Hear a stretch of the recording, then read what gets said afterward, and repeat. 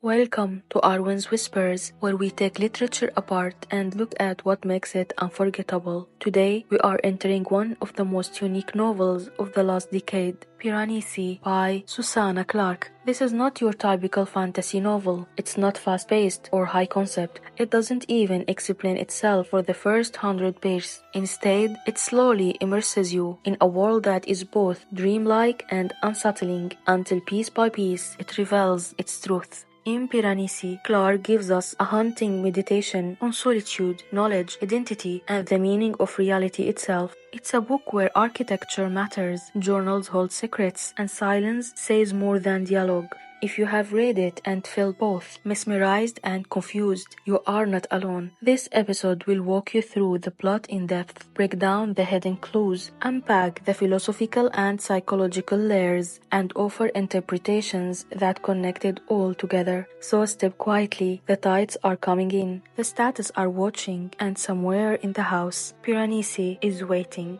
Part 1. The World of the House. The story opens in a place known only as the house, an endless labyrinth of marble halls filled with towering classical statues, shifting tides, and occasional pawns. It's a self-contained world with no visible exit or outside. Our narrator is a man who calls himself Piranesi. He's not sure if that's his real name, but it's the one given to him by the only other living person he knows, the other. Piranesi is curious, methodical, and deeply reverent of the house. He catalogues the tides, tracks the birds, notes the weather patterns, and records his founding in a detailed journals. To him, the house is scared, infinity, and benevolent. He believes that there have only ever been 15 people in the world, the 13 skeletons he has named and honored, himself and the other. But right away, there's something off. Piranesi's tone is innocent, almost childlike. He believes everything the other tells him. He doesn't question why he forgets things. He doesn't question why the other only appears twice a week. And when strange messages begin to appear, hinting at another person entering the house, he is intrigued, not alarmed. Begin in total disorientation, just like Piranesi. But unlike him, we suspect this isn't just a strange world. It's something much darker. Part 2. The Other and the Lies.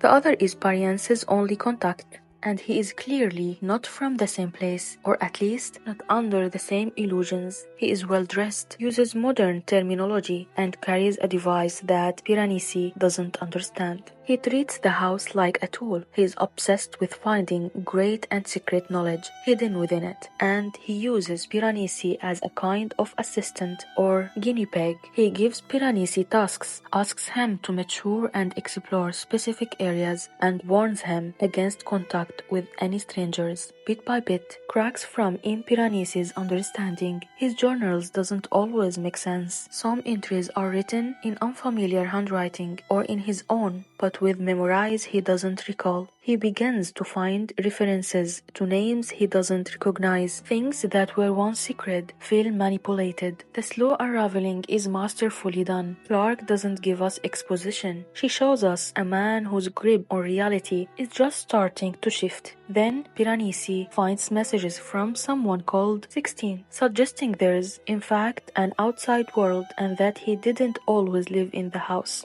Part 3. The Revelation. Eventually, we learn the truth. Piranesi is not his real name. He's a man named Matthew Rose Sorensen, a former journalist who was kidnapped and psychologically manipulated by a man named Lawrence Arne Silas, a pseudo-intellectual and occultist who believed he could access hidden plans of knowledge through ritual and architecture. Arne Silas's followers experimented with creating psychic doors to other worlds. The house is one such world, a kind of alternate dimension that Arne Silas accessed and exploited. The other is actually Val Ketterly, a former associate of Arne Silas, who has trapped Piranesi in the house for years and used him to search for power. Over time, the house has altered Piranesi's mind, erasing much of his memory, instilling a new worldview, and giving him a profound sense of peace and belonging. The messages from 16 come from Dr. Sarah Raphael, a police investigator and scientist from the real world, trying to reach Piranesi Piranesi and bring him home. When Piranesi finally confronts this truth, he is torn. He has come to love the house. It has become his home, his purpose, his identity, but he can no longer ignore that he was taken, used, and lied to.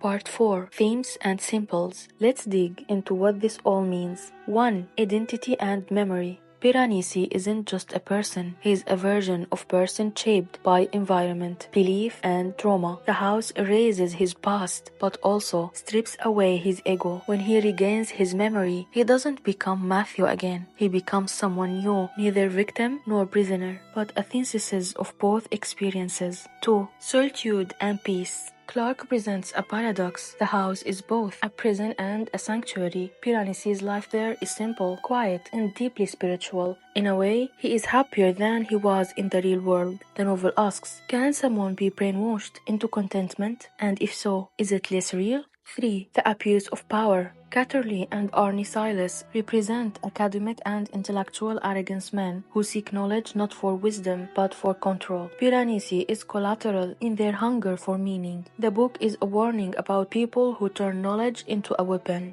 4. The house as allegory. The house is rich with symbolism. Its endless hall reflects the subconsciouses. Its tides and status suggest timelessness, forgotten culture, and lost meaning. It evokes math, memory, and meditation. Some see it as a metaphor for grief, others see it as a metaphor for mental illness or trauma recovery. It's all of this. Part 5. The Ending and Aftermath.